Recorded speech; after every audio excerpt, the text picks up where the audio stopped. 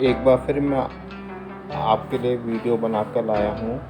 आपको हिंदू नववर्ष की हार्दिक शुभकामनाएं। आप कैसे हैं?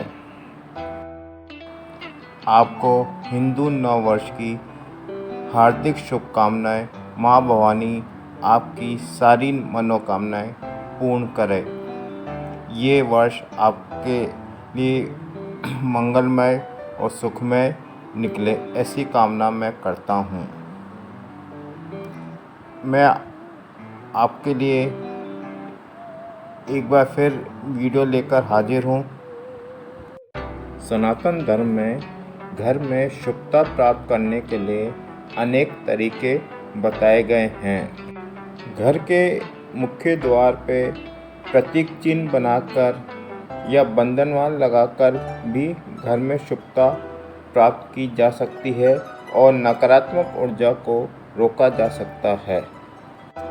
इस वीडियो में मैं यही बताने जा रहा हूँ कि हम ऐसा क्या करें कि ये शुभ फल प्रदान करने लगें। सनातन धर्म में बताए गए शुभ प्रतीक चिन्ह और बंधनवार लगाने का मैं सही तरीका बताता हूँ।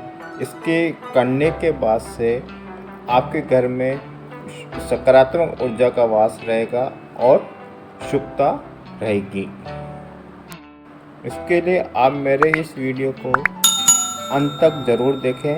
यदि आपने मेरे चैनल को सब्सक्राइब नहीं किया है तो तुरंत सब्सक्राइब करें। आपको मेरे नए नए वीडियो के बारे में जानकारी मिलती रहेगी। यह उपाय आपको शुक्ल पक्ष में करना है। शुक्ल पक्ष की अष्टमी के दिन इसको करना है। अगर आप कुछ बड़ा अनुष्ठान करना चाहते हैं, जैसे दुर्गा सप्तशती के 9 दिन 9 पाठ करना चाहते हैं, तो शुक्ल पक्ष की प्रथम तिथि को यह उपाय करना चाहिए और नवमी के दिन कन्या खिलाकर अपना अनुष्ठान ख़त्म करना चाहिए। अन्यथा आप शुक्ल पक्ष की अष्टमी के दिन इस उपाय को करें, आपको निश्चिंत ही शुभ फल प्राप्त होगा। एक साफ पट्टा लेना है, उस पर सबसे पहले सफ़ेद रंग का कपड़ा बिछा देना है और उसके ऊपर एक लाल रंग का कपड़ा बिछा देना है। फिर इस पट्टे को फूल की पत्तियों से सजा देना है और दाल चावल से सजा देना है। फिर इसके ऊपर दुर्गा माँ की फ़ोटो स्थापित कर देनी है, या आपके पास मूर्ति हो 6 अंगुल से ज़्यादा बड़ी मूर्ति नहीं होनी चाहिए। छोटी मूर्ति हो तो उसको रख दें। जब बड़ा अनुष्ठान कर रहे हो तो कलश की स्थापना करें, अन्यथा कलश की स्थापना करने की कोई ज़रूरत नहीं है। जहाँ पे पट्टा रखा है उसके पास ही कलश की स्थापना कर दें। दुर्गा माँ की पूजा और कलश की पूजा ईशान कोण में करना चाहिए। इसके बाद एक घी का और एक सरसों का दीपक माँ दुर्गा के निमित्त जलाना चाहिए। दुर्गा माँ की पंचोपचार विधि से पूजा करनी चाहिए। दुर्गा माँ को स्नान कराना चाहिए और वस्त्र अर्पित करने चाहिए। तिलक और अक्षत लगाएं दुर्गा माँ के। मोगरे की, गुलाब की, केवड़े की माला दुर्गा माँ को अर्पित करें। कलश, अगर कलश की स्थापना की है तो कलश को अर्पित करें और पंचोपचार पूजा करें। गुलाब का, मोगरे का या केवड़े का इत्र सुगंध माँ दुर्गा को अर्पित करें और कलश को भी अर्पित करें। इससे माँ बहुत जल्दी प्रसन्न होती हैं। फल और मिठाई का भोग लगाएं। पंचमेवा अर्पित करें। जैसे आप पूजा करते हैं उस समय मिठाई का भोग लगाते हैं, उसी तरीके से इस बार भी लगाना है। जो आपके यहाँ मिठाई का भोग लगाया जाता है उसी मिठाई का भोग अभी भी लगाना चाहिए। एक पान का बीड़ा माँ दुर्गा को अर्पित करना चाहिए और अगर संभव हो सके तो केसर से बनी खीर को भी माँ दुर्गा के चढ़ाना चाहिए। परंपरा के अनुसार जो आपके यहाँ दुर्गा माँ को भोग लगाया जाता है वो भोग लगाएं, मिठाई का भोग लगाएं, केसर से बनी खीर का भोग लगाएं। अगर हलवा या मालपुए का भोग लगाया जाता है तो वो लगाएं और इच्छानुसार और परंपरा के अनुसार ही पूजा करनी चाहिए। 16 श्रृंगार का एक पैकेट माँ दुर्गा को अर्पित करना चाहिए। अब दुर्गा माँ के पट्टे पर एक दुर्गा माँ का जो झंडा होता है वो रखना चाहिए। एक कटोरी में कुमकुम को थोड़े से पानी में घोलकर दुर्गा माँ के सामने रख देना चाहिए।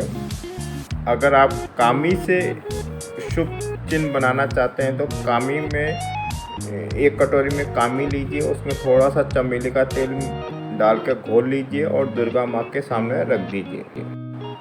गेंदे के फूल, अशोक और आम के पत्तों से बने हुए बंधनवार को भी दुर्गा माँ के सामने रखना चाहिए और ये गेंदे के फूल, अशोक और आम के पत्ते ताज़े होने चाहिए।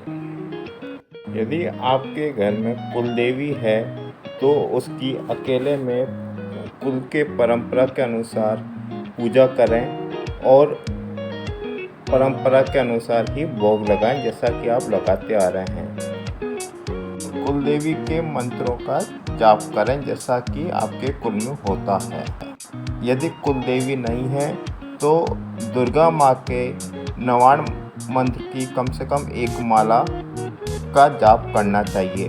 नवाण मंत्र मतलब एम रीम क्रीम चामुंडाय विच्चे, इस मंत्र की एक माला कम से कम करनी चाहिए।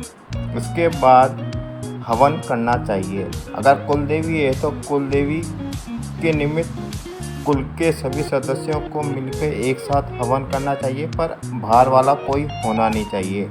और अगर कुलदेवी नहीं है तो नवाण मंत्र का कम से कम 108 बार आहुति देनी चाहिए।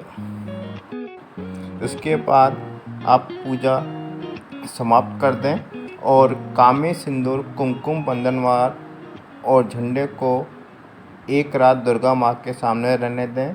दुर्गा माँ को पट्टे पर ही विराजमान रहने दें।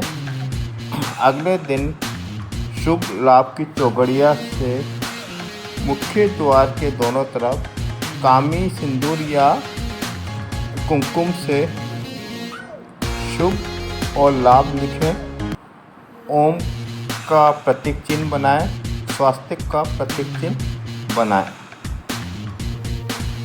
मुख्य द्वार के ऊपर जय श्री राम लिखें और जय माता दी लिखें और बंधनवार को लगा दें। बंधनवार को मजबूती से लगाएं जब तक आप हटाएं नहीं, जब तक ये हटे नहीं और ये तेज़ हवा या पक्षियों से टूटे ना। और जो दुर्गा माँ का झंडा है उसको छत पर दक्षिण दिशा की तरफ लगा दें। इस तरीके से करने से घर में शुभ फल की प्राप्ति होती है और सकारात्मक ऊर्जा का निवास होता है। आपको मेरा ये वीडियो कैसा लगा आप मुझे कमेंट्स करके बताएं। कमेंट्स में जय माता दी लिखना ना भूलें। यदि आपने मेरे वीडियो को, मेरे चैनल को सब्सक्राइब नहीं किया है तो तुरंत ही सब्सक्राइब करें। मेरे ऐसे ही नए वीडियो की जानकारी आपको सबसे पहले मिलती रहेगी। सनातन धर्म में पूजा पाठ के लिए ईशान कोण को सबसे शुभ माना गया है। ईशान कोण में ही माँ दुर्गा की पूजा करनी चाहिए और कलश स्थापना करना चाहिए। ऐसा करने से घर में सुख समृद्धि बढ़ती है, सौभाग्य बढ़ता है और माँ दुर्गा जल्दी फल देती हैं या जिस उद्देश्य के लिए पूजा की जाती है उसका फल अतिशीघ्र प्राप्त होता है। जय माता दी। माँ भवानी आपकी सभी मनोकामनाएं पूर्ण करें। यदि आपने मेरे चैनल को सब्सक्राइब नहीं किया है तो आप मेरे चैनल को सब्सक्राइब करें। आपको सबसे पहले मेरे नए नए वीडियो की जानकारी फटाफट मिलती रहेगी। कमेंट्स करना ना भूलें।